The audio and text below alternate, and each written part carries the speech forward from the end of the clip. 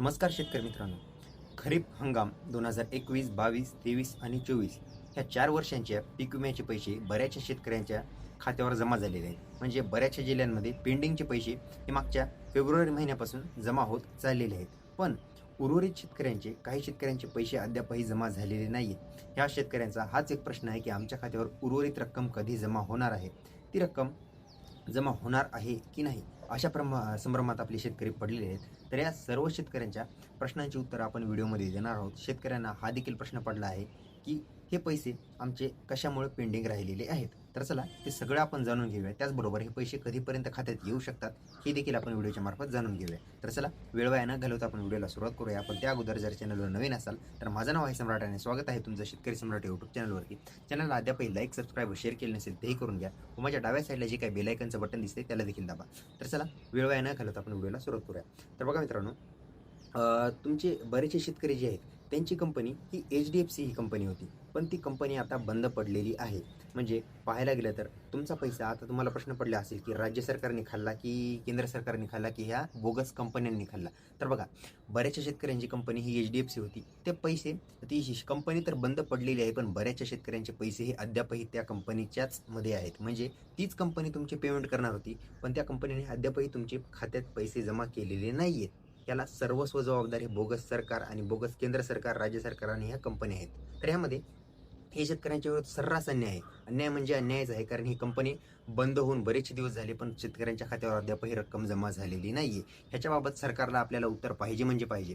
कारण पैसे जरी तुमच्या खात्यावर जमा आलेले नाहीत, पण ह्या कंपनीने हे कृत्य केले, हे अशीच बोगस कामं केल्यामुळे ह्या कंपन्यांना बंद पाडण्यात आलेले आहे. तर बघा, हे पैसे तुमच्या खात्यावर आज नाही उद्या जमा होतील, पण कधी जमा होणार? कारण त्या कंपनीमध्ये तर तुमचे पैसे आधीच अडकलेले आहेत. तर ह्यासाठी सरकारच्या विरोधात आपल्याला काहीतरी बोलणं करावं लागणार. शांत बसून चालणार नाही, कारण 4 वर्षापासूनचे पेंडिंगचे पैसे तुमच्या खात्यावर अद्यापही जमा झालेले नाही. याला सर्वस्व जबाबदार आपलं हे सरकार आहे. तर बघा, सरकार विरोधात मी बोलत नाहीये, पण सरकार कामच असं करतंय म्हणूनच बोलावं लागतंय.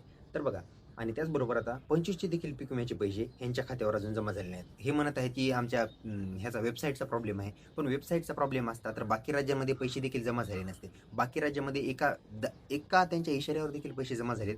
असं असं देखील नाही की त्यांचा वेगळा पोर्टल, आपला वेगळा पोर्टल. PMFBY ही सगळी कंपनी, ही एकच कंपनी सगळ्या भारतामध्ये कार्यरत आहे. त्या एकाच कंपनीच्या मार्फत आपल्या खात्यावर पैसे शेतकऱ्यांच्या जमा होतात.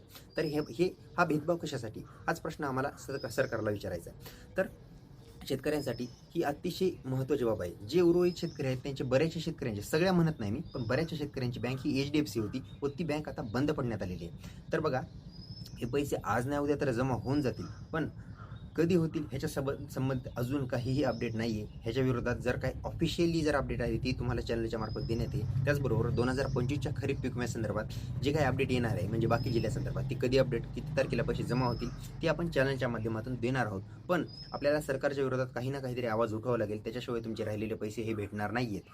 हे सरकारचं आत्ता नाही, हे मागच्या 2-4 वर्षापासूनचं हेच धोरण आहे की पैसे खंडित ठेवणं, शेतकऱ्यांना नुसतं आशेवर देणं, इलेक्शन आले की त्यांना मोठ्या मोठ्या गोष्टी करणं, हे करू ते करू, आणि शेवट शेतकऱ्यांच्या हातात काहीही न देणं. हे आपण 2025च्याच इलेक्शनला पाहिले की इलेक्शनच्या आसपास, म्हणजे जानेवारी ते पैसे जमा करणार होते, पण मार्च आला तरीही अद्यापही आमचे पैसे खात्यावर आलेले नाही आहेत. याचा काय करावं लागेल हे तुम्हीच ठरवा. बाकी जी काही अपडेट येणार आहे ते आपण चॅनलच्या मार्फत आपण देऊ. त्याचबरोबर सरकारच्या विरोधात आपण अन्याय जर उठवायचा असेल तर आपण ट्विटर कॅम्पेन देखील करायला तयार आहोत.